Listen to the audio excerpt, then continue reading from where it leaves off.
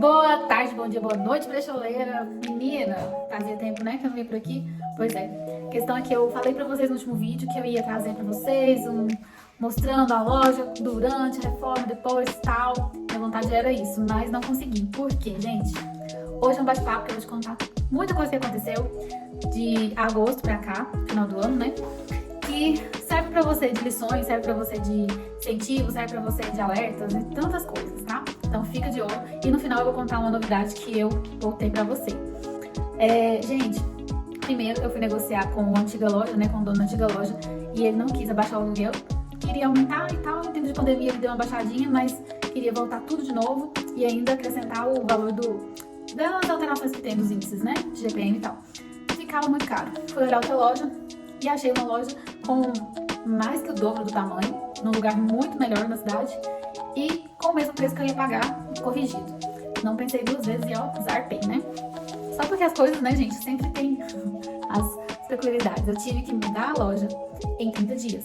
Entregar a loja e mudar em 30 dias.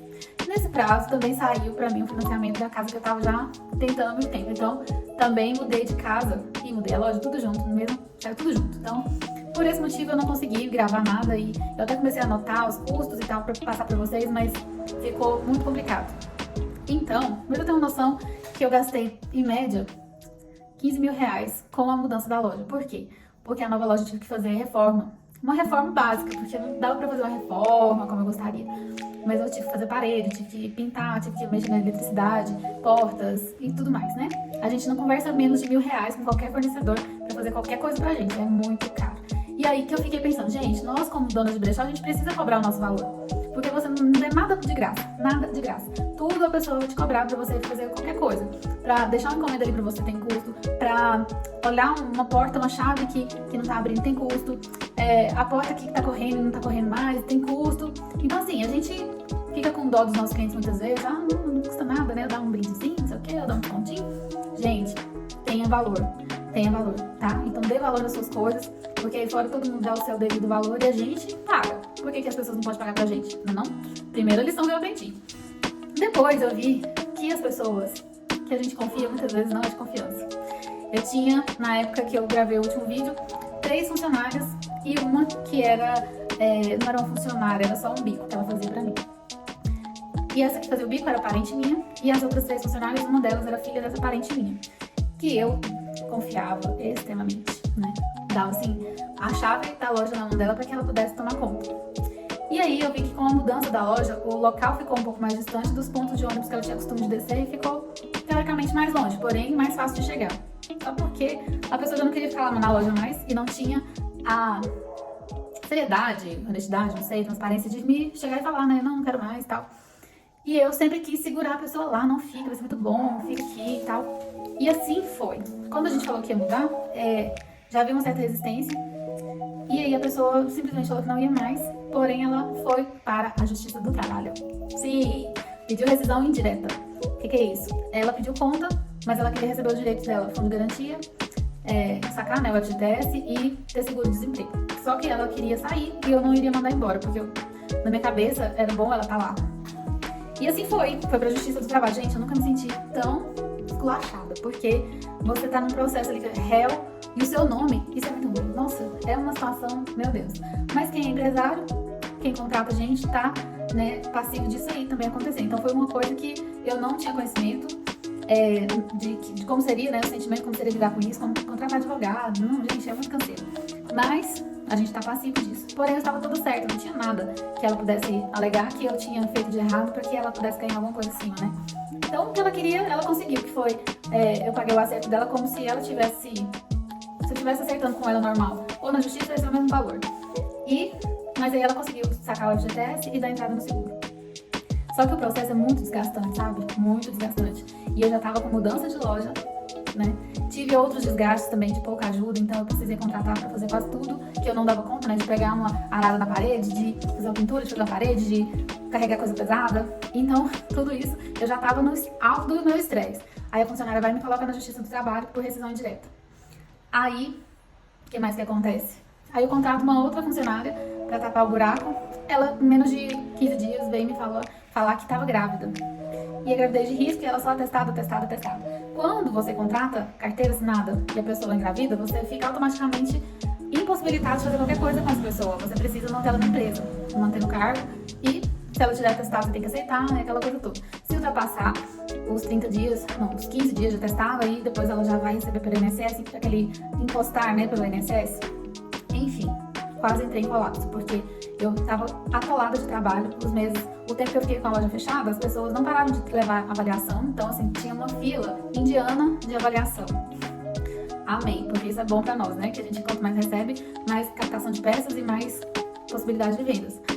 Só porque tava tudo acumulado, gente. Eu tava só com 2 funcionárias e elas precisam me ajudar a fazer vendas e tudo mais. E eu lá em cima precisava avaliar, eu precisava cadastrar, passar, higienizar, tudo pra descer. Então eu sozinha não tava dando conta. E aí eu contratei uma que tava grávida. Oh, meu Deus. Mas assim, orei bastante, pedi a Deus muito, porque a gravidez dela ia ser um problema pra nós devido ao estado da gravidez dela, que era de risco e ela ficava muito péssima. E é horrível você trabalhar ruim, né? Eu vejo o lado dela, eu sei que é péssimo. Porém, também é péssimo pra mim. Pensa, eu contratei uma pessoa pra estar naquela função lá pra me desafogar, e aí não dá certo, e eu ainda tenho que ficar pagando a pessoa pra ficar em casa. Claro que tá doente, precisa ficar em casa, mas e eu, né? Quem que vai ver o lado do empresário? A gente se sente muito sozinho, solitário e é um sentimento muito louco, né? Caso a gente até pense, pra que eu fui inventar, meu Deus? É muito mais fácil eu ter um emprego, carteira assinada, eu vou lá, trabalho, bato ponto, volto. E não vou precisar mais preocupar com isso. Mas a gente tem um bichinho aqui, né? De fazer algo além, da gente poder empreender, da gente poder ajudar o mundo. Porque não é pela gente. Muitas vezes, empreender é a pior opção. Porque não vai deixar ninguém milionário do dia pra noite. É muito trabalho, muito esforço, muita apurrinhação da sua cabeça, né? Então, que decisão é essa? É uma decisão por propósito, por realmente entender que você tá ali pra desenvolver uma missão, uma coisa que Deus te deu, te colocou na sua mão pra você executar. Porque senão a gente joga fora rapidinho. Então, quando alguém vem me perguntar sobre deixar de dar dinheiro, me dá vontade de rir, sinceramente. Porque a pessoa tá assim, ó, fora da casinha, tá se achando assim que tudo é mil maravilhas, um mar de rosas. É muito, muito pouco isso. Tem o dia de mar de rosas, tem os momentos de mar de rosas, mas a gente sofre muito mais, cresce muito mais também, né? Porque a gente passa por tanta coisa. Aí, orei. O que aconteceu? A moça falou assim, Laura, eu quero sair porque eu não quero te dar prejuízo. Ai, glória a Deus. Não, você vai ser muito abençoada, porque eu sei que é uma atitude nobre da sua parte, né? Porque a gente, quando contrata uma pessoa e ela fica grávida, a gente fica amarrada a pessoa 2 anos, no mínimo. Porque ela tem toda a gravidez de estabilidade, depois ela vai entrar com licença maternidade mais 4 meses, depois ela volta, ela tem mais 5 meses de estabilidade, você não pode mandar embora. E aí, então, ó, já rolou 2 anos, né? Enfim, ela pediu pra sair e eu falei, amém, Deus vai abençoar, vai te honrar. E assim foi. E eu entrei no processo seletivo de novo para contratar pessoas. Porque a loja tá crescendo, gente. Graças a Deus, o novo ponto foi ótimo pra loja. A gente dobrou o número de avaliações, dobrou o número de pessoas indo na loja. Tanto é que a gente agora tá com 3 vendedoras e mais uma pessoa me ajudando lá em cima. Eu ia contratar só uma pessoa no processo seletivo e contratei 2. Crendo e sabendo que ia precisar, né? E aí uma das minhas funcionárias entrou de férias agora. Então lá embaixo tá com 2 vendedoras, elas estão fazendo isso aqui pra dar conta. E eu lá em cima com a outra funcionária também fazendo isso aqui pra dar conta. Inclusive, essa outra funcionária que tá lá em cima comigo entrou, não tem nem um mês, e também disse que está grávida. Ah, felicidade, né? Mas assim, a gente passa o jeito de acontecer, né? Só que ela tá mais tranquila. Eu creio que a gravidez dela vai ser mais tranquila e tudo mais. Então, contratação, gente, é uma coisa muito difícil. Porém, a gente acerta. A gente erra, a gente acerta, a gente erra, a gente acerta. Mas pra gente poder conseguir trabalhar, crescer, é contratando pessoas para fazer coisas que são muito, qual a palavra? Os processos são muito mecânicos. Você não precisa ficar gastando o seu precioso tempo como dono da empresa lá fazendo uma coisa que você consegue pagar alguém para fazer para você. E o salário dessa pessoa vai ser menor que o seu tempo, né? Porque o seu tempo você precisa pensar em outras coisas da empresa para crescer, planejamento, estratégias, divulgação, trazer cliente e reverter situações que, né, diversas, além do burocrático e administrativo que a gente precisa fazer. Então, pra gente crescer precisa de gente. E a gente precisa ter, assim, uma estrutura até mental, psicológica, pra pensar em como fazer as coisas acontecerem. E, principalmente, ter processos, ter como fazer. Como que é o como fazer na sua empresa? Se alguém entrar lá, tem o como fazer lá nas vendas, tem o como fazer lá na avaliação, tem o como fazer lá na curadoria. Então, esse como fazer facilita você a contratar pessoas para você repassar aquele modo de fazer da sua empresa, para que as coisas fluam, sem estar tudo concentrado na sua mão, sabe? Porque concentrar é bobeira, gente. Você vai ficar estressado, você não vai conseguir nem uma tarde de folga, vai ficar 24 horas ali no seu negócio e acaba que vai cansar muito rápido. Eu sei que no começo é assim, no começo eu também fiquei, ó, quanto tempo eu fiquei sozinha? 2 anos, né? Fazendo tudo, tentando erguer a empresa, e aí a gente vê que o momento chega, a gente chegou num limite de produção, né? Aí pra crescer mais tem que ter mais mãos, tem que ter mais pessoas. Então, a gente pode pensar nisso sempre quando quiser crescer. Faz estratégia, põe o pé nas águas, vai dar certo, viu? O que mais que aconteceu? Então, assim, muitas coisas boas aconteceram, muitas coisas desafiadoras aconteceram. E eu ganhei mais bagagem, mais experiência. Saí do MEI e entrei para o microempresa agora. Porque eu vi que a gente não podia mais ficar no MEI por causa da quantidade de pessoas que eu precisava contratar, quantidade de coisas que a gente tá fazendo. Então não tinha como mais ficar pequeno, ficar lá no MEI, né? E aí a gente migrou para microempresa. E aí comecei a emitir nota fiscal para todos os clientes que entram na loja e emitir nota fiscal de entrada de todos os fornecedores que trazem peças pra gente. Porque agora eu sou micro e agora eu preciso mandar para a Receita Federal todas as minhas notas, né? E assim vai, gente, porque crescimento gera ônus e gera bônus, né? E aí, o que eu tenho pra te dizer? No final de tudo isso, é que é desafiador, é cansativo, é muito massacrante muitas vezes, você vai se sentir solitário muitas vezes, você vai querer desistir muitas vezes, porque é muito sofrido.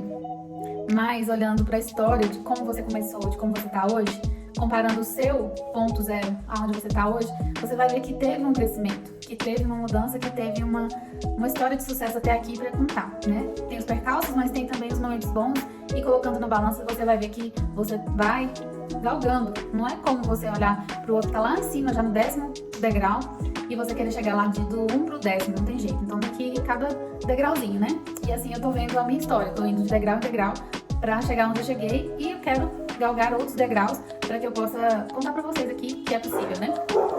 E esse contar para você que é possível, contar como faz as coisas em cada degrau, é a surpresa que eu tinha para vocês até o final desse vídeo, que é a minha mentoria. Se você que tá aí no começo, que tá sofrendo, que tá querendo saber como é que faz as coisas e quer saber esmiuçado, eu vou te contar na mentoria. Sim, eu vou ter uma mentoria específica nos pontos que você precisar. Você escolhe um ponto pelo formulário e aí você pode colocar lá que a gente faz uma mentoria. Se precisar de mais, tem mais e vamos fechando mais e mais. Eu tenho alunas já de mentoria que sempre recorrem a alguns pontos, né, específicos, porque o básico você vai aprender na internet. Como vender, como divulgar, como falar com as pessoas, como se comportar, como se vestir, Isso não é o foco nosso aqui. Nosso foco aqui é contar os pormenores do negócio, como é que faz tal coisa. Que ninguém vai te contar de graça, né? Ninguém vai te contar, você não vai bater na porta de nenhum brechó e falar como é que você faz seu preço. E ele vai te contar, não vai. Então, pra você aprender e saber, porque também copiar não dá certo, você tem que entender pra você até montar o seu modo de fazer e montar a sua estrutura de custo, montar a sua estrutura de preço, pra que você possa entender, né? Tô falando de preço, mas tem outros assuntos também, que todos é bom você entender pra depois você fazer na sua loja ou a sua realidade, né? E por isso a mentoria. Quem quiser, tá disponível lá no Hotmart, o link tá aqui abaixo, pode clicar e acessar lá, tem agenda, tem valor, tudo certinho pra gente poder conversar no particular, tá bom? E eu tô aqui pra te ajudar. Então um beijo, depois eu mostro a loja e faço um tour, eu prometo, tá bom? Fica com Deus, gente!